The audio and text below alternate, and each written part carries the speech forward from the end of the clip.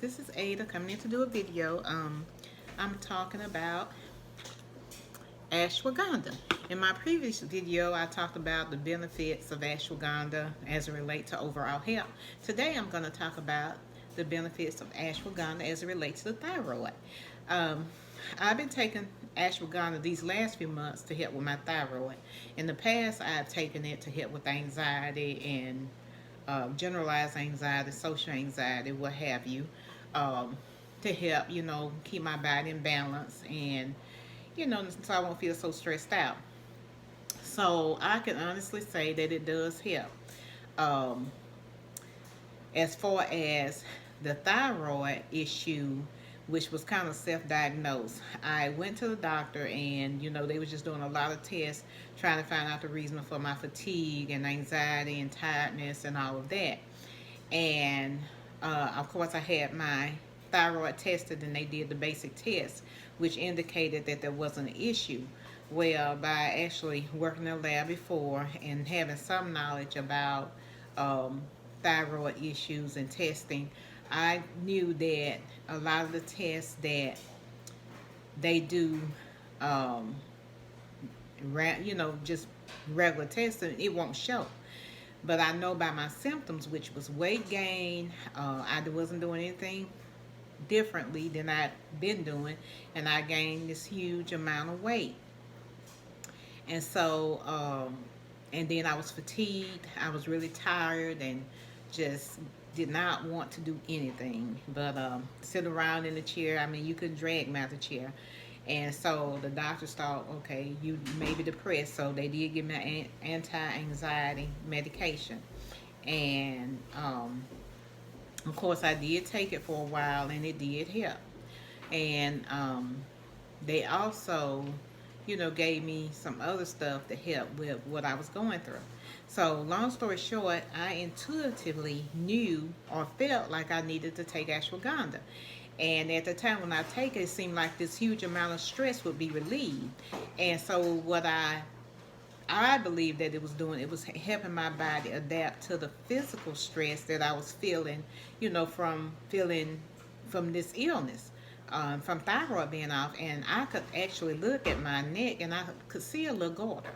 So I don't know if it went from hyper to hypo, and I'll explain the difference in a minute for those of you who may not know, the difference.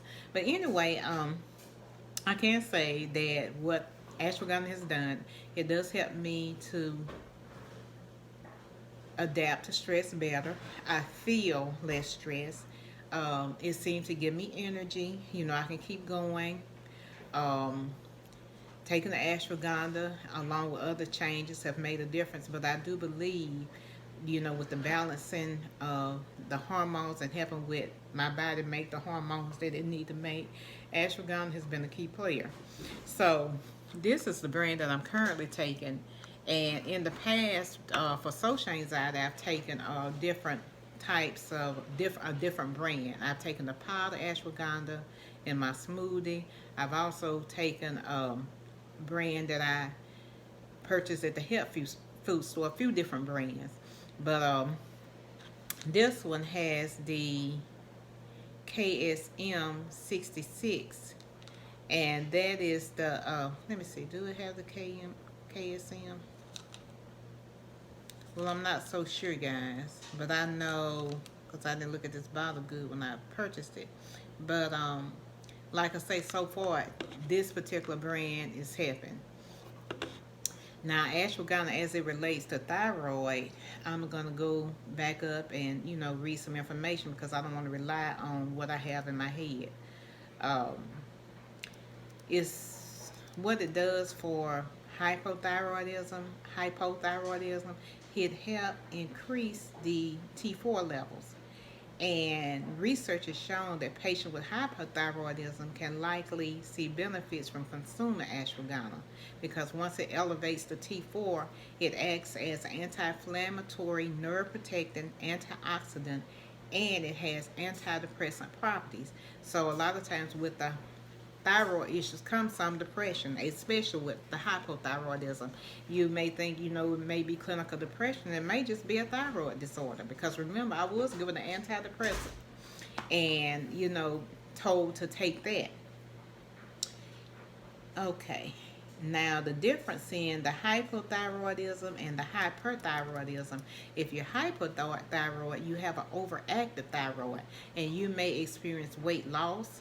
You may be experience a lot of anxiety. You may have increased appetite. There may be a lot of sweating, heart palpitations, fast heart rate. Um, that is the hyper HYPER thyroidism. Okay, if you experience the hypothyroidism, such as myself, you may experience feeling sluggish and fatigue,